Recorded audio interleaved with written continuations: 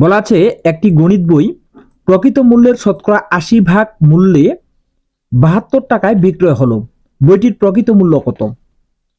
তো মূলত এখানে যে পেজটি আছে সেই পেজটি বুঝতে হবে যে ৮০% মূল্য হচ্ছে ৭২ টাকা। ঠিক আছে, এটা বুঝতে পারলেই কিন্তু অঙ্কটি করা যাবে যে ৮০% মূল্য হচ্ছে ৭২ টাকা, তার মানে হচ্ছে কি ৮০% এর মান হচ্ছে ৮০% এর মান হচ্ছে ৭২ টাকা। ঠিক আছে, ৭২ টাকা। তো এখন কথা হচ্ছে আমরা যদি ১০০% এর মান বের করি তবে কিন্তু আমরা উত্তরটি পেয়ে যাব। তাহলে ৭২ এর সাথে আমাদের ১০০ গুণ হবে।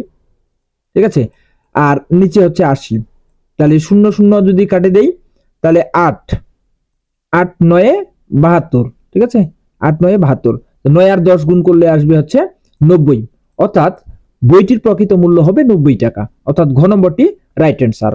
এই প্রশ্নটি কিন্তু প্রাথমিক বিদ্যালয়ের সহকারী শিক্ষক ২০১৫ সালের একটি প্রশ্ন, যেটি হচ্ছে পরবর্তী যে কোনো পরীক্ষায় আসার সম্ভাবনা রয়েছে।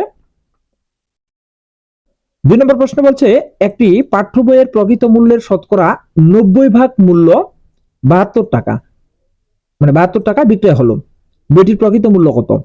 তাহলে এই যে ৯০% বলছে, ৯০% অর্থাৎ ৯০% এর মান হচ্ছে এখানে ৭২, তাহলে ১০০% এর মান আমাদের বের করতে হবে। তাহলে আমরা বলতে পারি যে ৯০% ইকুয়াল টু হচ্ছে ৭২। ঠিক আছে, তাহলে ১০০% এর মান বের করতে গেলে আমাদের ১০০ গুণ করতে হবে, আর নিচে হচ্ছে ৯০। ঠিক আছে, তাহলে ০ ০ হচ্ছে কাটা, আর ৮ ৯ ৭২, তাহলে ৮ ৮ 10 ৮০, অর্থাৎ গ নম্বরটি হচ্ছে রাইট অ্যান্সার। তো যারা এই নিয়মটি বুঝতে পেরেছেন তারা অবশ্যই আমার এই ৩ নম্বর প্রশ্নের উত্তরটি কমেন্টের মাধ্যমে জানাবেন। এখানে বলা আছে একটি গণিতের বই এর প্রকৃত মূল্যের শতকরা ৮৫% মূল্য ৬৮ টাকা বিক্রয় হলো, বইটির প্রকৃত মূল্য কত? এটি কিন্তু ১৫তম শিক্ষক নিবন্ধন পরীক্ষার প্রশ্ন, এবং যারা বুঝতে পারছেন এই নিয়মটি তারা অবশ্যই এই প্রশ্নটির উত্তরটি কমেন্টের মাধ্যমে জানাবেন।